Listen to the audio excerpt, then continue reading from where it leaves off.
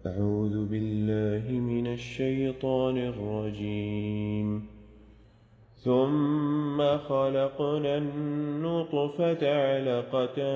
فخلقنا العلقة مضغة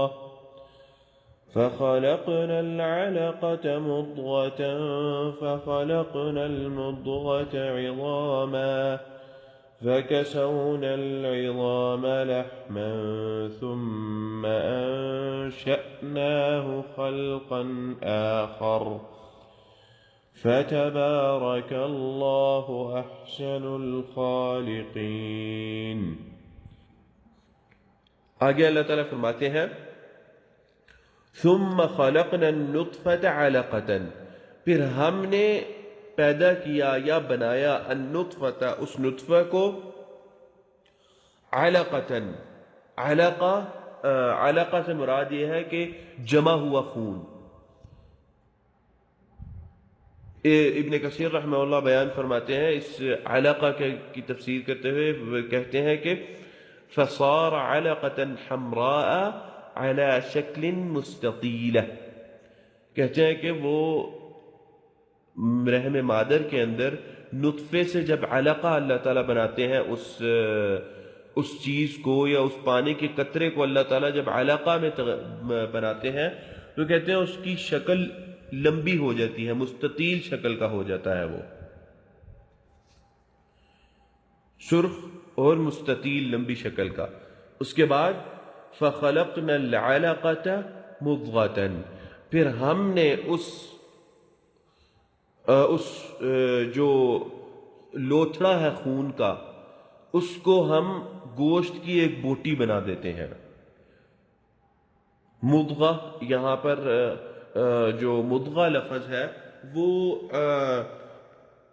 عربی کے اندر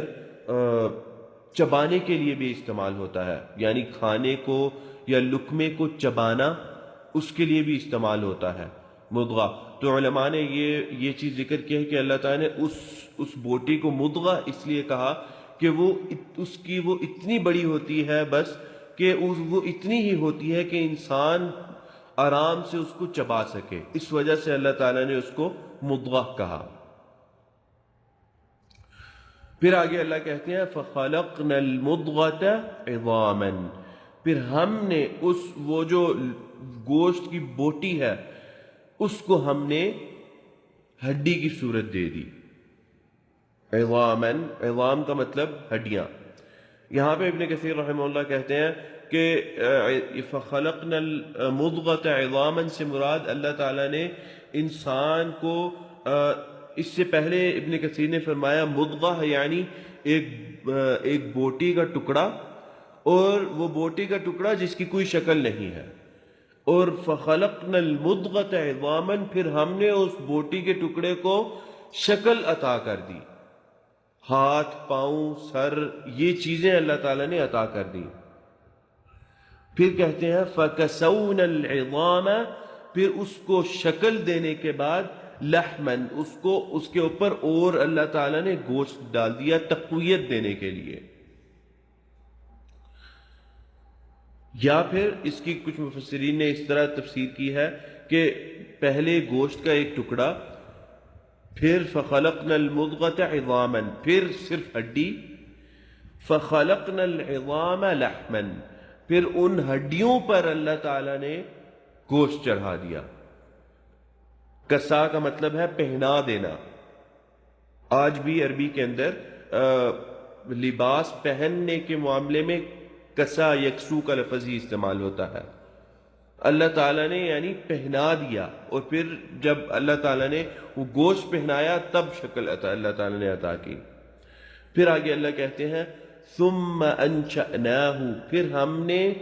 اس کو بنایا، اس کی انشاء کی، اس کی شروعات کی، شروع کیا خلقا آخر، ایک نئی خلقت ہم نے اسے دے دی. ایک نئی خلقت سے مراد یہاں پر یہ ہے کہ نئی زندگی اللہ تعالیٰ نے عطا کر دی، اور وہ زندگی یہ ہے کہ اللہ تعالیٰ نے روح پھونک دی، خلقا آخر. اور اس سے مراد کچھ علماء نے یہ بھی لی ہے کہ یہ خلقن آخر سے مراد یہ ہے کہ اس صورت سے کہ جب نہ پیر ہلا سکتا تھا، نہ پاؤں ہلا سکتا تھا، نہ آنکھیں کھول سکتا تھا، نہ بول سکتا تھا، نہ صحیح طرح سانس لے سکتا تھا، نہ منہ سے کھانا کھا سکتا تھا، اللہ تعالیٰ نے وہاں سے نکالا اور اچانک خلقن آخر، اچانک ہی ہاتھ پیر ہلنے لگے۔ جب رحم مادر سے نکلا تو ہاتھ پیر ہلنے لگے، آنکھ کھل گئی، زبان ہلنے لگی، اور یہ سارے معاملات ہونے لگے۔ تو اس سے مراد یہ ہے خلقن آخر۔ پھر اس کی نشو و نما ہونے لگی، جسم کے اندر تبدیلیاں آنے لگی، جسم بڑھنے لگا۔ یہ یعنی جس طرح کہتا ہے نا کہ کچھ اور ہی بنا دیا، یعنی تعجب میں انسان کہتا ہے کہ اچھا وہ پہلے یہ تھا اور پھر پتہ نہیں کچھ اور ہی بن گیا۔ تو یہ وہ ہے اسلوب کے خلقن ثم انشأناہ، پھر ہم نے شروع کیا اس کو، اس کی ایک نئی شروعات اسے دی، خلقن آخر، ایک نئی خلقت دے کر اسے۔ اب انسان کے اندر کے جو جتنے اعضاء ہیں ان کے بارے میں انسان پڑھے، صرف اس لیے نہ پڑھا جائے کہ اچھا جی ہم دیکھتے ہیں میڈیکلی کیا ہے، کس طرح ہے، اگر بیماری ہے کوئی نہیں، اس لیے انسان اللہ تعالی کی خلقت میں سوچنے کے لیے پڑھے ان چیزوں کو، صرف اس لیے نہیں اچھا مجھے حاجت نہیں ہے تو اچھا میں تو پڑھوں گا ہی نہیں، کوئی ضرورت نہیں ہے پڑھنے کی، نہیں، اس لیے پڑھے کہ تاکہ انسان کو اندازہ ہو، پتہ چلے انسان کو کہ کس طرح یہ مشینری اللہ تعالیٰ نے اندر جو انسان کے رکھی ہے یہ کس طرح ہے، کیا ایک چیز کچھ کام کر رہی ہے، ایک چیز کوئی کام کر رہی ہے۔ اگر ہم دنیاوی اصطلاحات یا پھر ہم مشینوں کی اصطلاحات سے اگر ہم استعمال کریں کہ اچھا جی فلانی مشین صفائی کر رہی ہے، فلانی مشین پیس رہی ہے، فلانی مشین جو ہے وہ فضلات، وہ فائدہ مند چیزوں کو پیچھے نکال رہی ہے، اور فضلات کو اگر ہم مشینی زبان میں بات کریں انسان حیران ہوتا ہے کہ اچھا انسان کا جسم یہ ہے، یہ ساری چیزیں کر رہی ہیں، اور ان میں سے ایک بھی چیز پھر خراب ہو جائے تو انسان بیمار ہو جاتا ہے، اور پھر آگے زیادتی ہوتی جائے تو انسان مر جاتا ہے۔ تو کون ہے وہ ذات جس نے اتنی باریک بینی کے ساتھ اتنے پیچیدہ معاملے کو اتنے بہترین انداز کے ساتھ چلایا؟ کون ہے وہ ذات؟ کون ہے یہ سارے معاملات کرنے والی، جس کے ہاتھ میں یہ سارے معاملات ہیں؟ کس کے امر سے وہ ساری مشینری جو ہے انسان کے اندر چل رہی ہے؟ ان ساری چیزوں کے بارے میں سوچنے کے لیے ہی اللہ تعالیٰ نے اس طرح کی آیات کا تذکرہ کیا۔ اور اگر کچھ مطول تفاسیر کی کتابیں اٹھا لیں جو طویل، جن کے اندر لمبی تفاسیر موجود ہیں، ان کے اندر علماء نے اس طرح کی آیات کی تفسیریں ایسی بیان کی ہیں کہ انسان دنگ رہ جاتا ہے، انسان حیران ہو جاتا ہے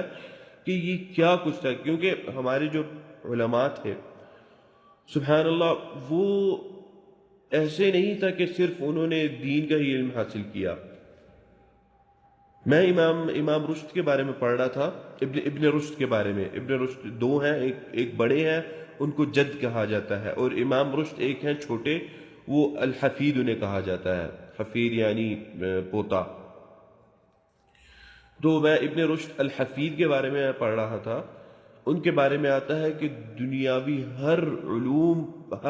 دنیاوی علوم انہوں نے پڑھا، ہر علم پہ ایسی دسترت انہیں حاصل تھی، ایسا ایکسپرٹ تھے ہر علم کے اندر۔ کہتے ہیں کہ ان کو جس علم پہ وہ بات کرتے یا جو علم ہوتا ان کو اس میں حجت سمجھا جاتا، یہ سمجھا جاتا کہ اچھا ان کی اسپیشلٹی یہ والا علم ہے، ان کا تخصص یہ والا علم ہے۔ کہتے ہیں اس کے اندر کیمیا تھا، کیمسٹری تھی، فزکس، کہتے ہیں میتھمیٹکس کے اندر کہتے ہیں ماہر تھے میتھمیٹکس کے اندر۔ پھر کہتے ہیں جو انسان کی جسم کے جتنے بھی معاملات ہیں اس میں کہتے ہیں طبی امور کے اندر کہتے ہیں اتنے ماہر تھے کہ لوگ ڈاکٹرز کے پاس جانے کے بجائے ان کے پاس آگے پوچھتے تھے کہ اچھا فلانا معاملہ ہے، فلانی بات ہے، اچھا یہ اس طرح ہے، یہ کیسے ہے۔ تو یہ ہمارے علماء نے جو چیزیں بیان کی ہیں وہ پھر اپنی طرف سے نہیں، انہوں نے سیکھا ہے تمام علوم کو۔ پھر ابن رشد خود کہتے ہیں کہ میں نے پھر دین کا علم سیکھا، قرآن پڑھا، حدیث کا علم سیکھا، فقہ کا علم سیکھا، تو میں اس پہ رک گیا آگے، مجھے اس سے بہتر کوئی علم نہیں لگا، اس سے افضل اور اس سے بہتر اور اس سے زیادہ انسان کے ذہن کو کھول دینے والا علم مجھے کوئی نہیں لگا۔ اس لیے ہمارے علماء نے جو چیزیں بیان کی ہیں وہ ایسے ہی نہیں اپنی طرف سے بیان کرنی انسان کے، اچھا جی تفسیر ہے اس میں آیا سی بس اپنی طرف سے، یہ تو دین کا پڑھے ہوئے تھے تو اپنی طرف سے بیان کر دیا، نہیں، یہ اپنی طرف سے نہیں بیان کیا۔ علماء ہمارے جو تھے یہ صرف ایک چیز کو نہیں پڑھتے تھے۔ اسی طرح ابن تیمیہ کے بارے میں آتا ہے، کہتے ہیں جس علم کے بارے میں بات کرتے ہیں سننے والا سمجھتا ہے کہ اچھا یہ ان کا تخصص، یہ والا علم جو ہے خاص اسی کے بارے میں یہ انہوں نے علم حاصل کیا ہوا ہے، جس چیز کے بارے میں بات کرتے ہیں۔ آگے اللہ تعالیٰ کہتے ہیں فَتَبَارَكَ اللَّهُ، تو پاک ہے اللہ تعالیٰ کی ذات، احسن الخالقین، جس بہترین پیدا کرنے والی ذات ہے۔ اللہ تعالیٰ سے دعا ہے کہ جو ہم نے کہا اور جو سنا اللہ تعالیٰ اس پر عمل کرنے کی توفیق عطا فرمائے، اور یہ جو جن مقصد کے لیے اللہ تعالیٰ اس طرح کی آیات کا ذکر کرتے ہیں ان چیزوں پر اللہ تعالیٰ ہمیں سوچنے کی توفیق عطا فرمائے، تاکہ ہم جتنا ہو سکے اللہ تعالیٰ کا قرب حاصل کر سکیں، نیک اعمال کر کے ان چیزوں کو سمجھ کر بہترین انداز سے اللہ تعالیٰ کی عبادت کر سکیں۔ هذا والله تعالى أعلى وأعلم، وصلى الله على نبينا محمد وعلى آله وصحبه أجمعين. قد قلت ما قلت، إن صوابا فمن الله وإن خطأ فمني والشيطان، وأستغفر الله إنه كان غفارا. والسلام عليكم ورحمة الله وبركاته.